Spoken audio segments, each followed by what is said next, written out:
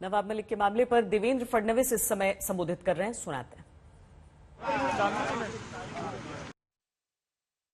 की त्यांनी ते जे काही बॉम्बस्फोटाचे आरोपी जेलमध्ये आहेत त्यांचंही बयान घेतलेलं आहे, ज्यांच्या समोर व्यवहार झाला त्यांचंही बयान घेतलेलं आहे आणि जे मूळ मालक आहे त्यांनी तर स्पष्टपणे सांगितलेलं आहे की आम्हाला एक पैसाही मिळाला नाही, उलट आमच्याकडनं ही कशी जमीन त्यांनी घेऊन टाकली।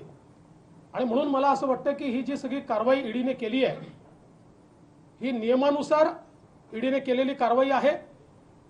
यातला टेरर फंडिंगचा अँगल अतिशय स्पष्ट दिसतो आहे आणि अशा प्रकारे मुंबई बॉम्बस्फोटाच्या अपराध्यांशी आणि दाऊद जो या देशाचा सगळ्यात मोठा शत्रू आहे तो किंवा त्याच्या बहिणीशी व्यवहार करणं याचं समर्थन कसं केलं जाऊ शकतं हा माझा या ठिकाणी अतिशय स्पष्ट सवाल आहे। आणि ईडीने या संदर्भातले पुरावे हे कोर्टाला दिल्यामुळेच कोर्टाने या संदर्भातली जी काही त्यांची कस्टडी आहे ती ईडीला दिलेली आहे।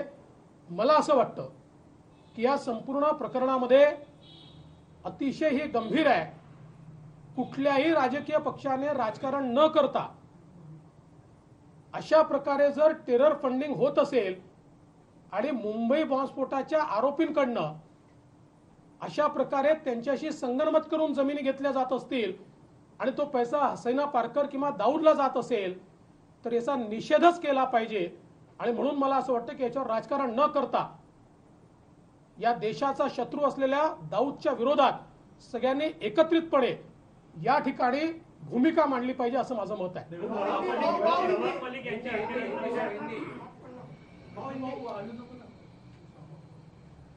महाराष्ट्र के मंत्री श्रीमान नवाब मलिक जी पर जो कार्रवाई आज हुई है इसमें ईडी ने कोर्ट में पूरी सत्यता उसके सामने रखी है। ये करोड़ों रुपए की जमीन, सैकड़ों करोड़ या हजार करोड़ रुपए की जमीन किस प्रकार से अंडरवर्ल्ड के माध्यम से नवाब मलिक इन्होंने खरीदी इसका सारा कच्चा चिट्ठा सामने आया है। विशेष रूप से जिनकी जमीन थी उस महिला ने बयान देकर ईडी को यह बताया कि उनको इसमें एक भी पैसा नहीं दिया गया, उल्टा उनको यह कहा गया था कि अतिक्रमण निकालने के लिए एक पावर ऑफ अटर्नी दीजिए और उसके बाद उनको डराया धमकाया गया और एक अलग पावर ऑफ अटर्नी तैयार करके उनसे जमीन हथियाई गई। इसमें महत्व का मुद्दा यह है कि यह जमीन जो ली गई है, जिन्होंने इस जमीन को हथियाया और वो पावर ऑफ अटर्नी के माध्यम से अपना नाम उस पर क्रिएट किया, वो एक शाह वली खान है जो मुंबई बम विस्फोट के आरोप में जेल में है और उनको उम्र कैद की सजा हुई है। दूसरे सलीम पटेल है जो हसीना पारकर के फ्रंटमैन थे और उनके नाम से दाऊद इब्राहिम जो इस देश का दुश्मन है वो इस प्रकार से मुंबई में जमीनों के व्यवहार करके उसके माध्यम से मनी लॉन्ड्रिंग करके टेरर फंडिंग करता था। और इस मामले में जब कुछ लिंक्स ये एनआईए को मिले और ईडी को मिले तो उन्होंने इब्राहिम कास्कर जो दाऊद इब्राहिम का भाई है उसको भी अरेस्ट किया और इन सारे लिंक्स को एस्टैब्लिश करते हुए ये उनके ध्यान में आया। करीब 9 जगह उन्होंने छापे मारे और उसमें से ये सारी चीजें ध्यान में आई जो आज उन्होंने कोर्ट में कही है। इस मामले में ये हजारों करोड़ रुपए की जमीन मात्र 30 लाख रुपए में खरीदी गई, लेकिन वो भी पैसा जमीन के मालिकों को नहीं गया। और ईडी ने यह भी बताया कि इसमें 55 लाख रुपए ये सीधे हसीना पारकर को मिले जो दाऊद की बहन थी और उसका सारा रियल एस्टेट का बिजनेस यहां पर संभाल रही थी। और जहां दिए गए और जिसने दिए इन सब ने उसके बारे में पुख्ता बयान दिया जो आज कोर्ट के सामने भी आया है। तो सवाल यह उठता है कि इस प्रकार से हमारे देश के दुश्मन के साथ व्यवहार करने का कारण क्या है? राज्य के एक मंत्री, और उन्होंने ये व्यवहार करने के बाद और ये 55 लाख रुपए देने के बाद आप देखिए उसके बाद में 3 हमले मुंबई पर हुए, बम विस्फोट मुंबई में हुए हैं। तो ये हसीना पारकर को जो पैसा गया किसको गया?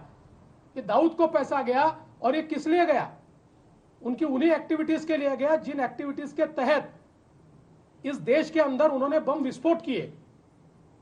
और ये सारी चीजें कोर्ट के सामने ईडी ने रखी है। इतना ही नहीं, तो ईडी ने जेल के अंदर जाकर मुंबई बम विस्फोट के आरोपी का बयान भी लिया है, जिसमें उन्होंने ये सारी बातों को माना है और इंडिपेंडेंट गवाहों ने भी इसकी पुष्टि की है। और इसीलिए शायद ये सारे तथ्य सामने आने के बाद आज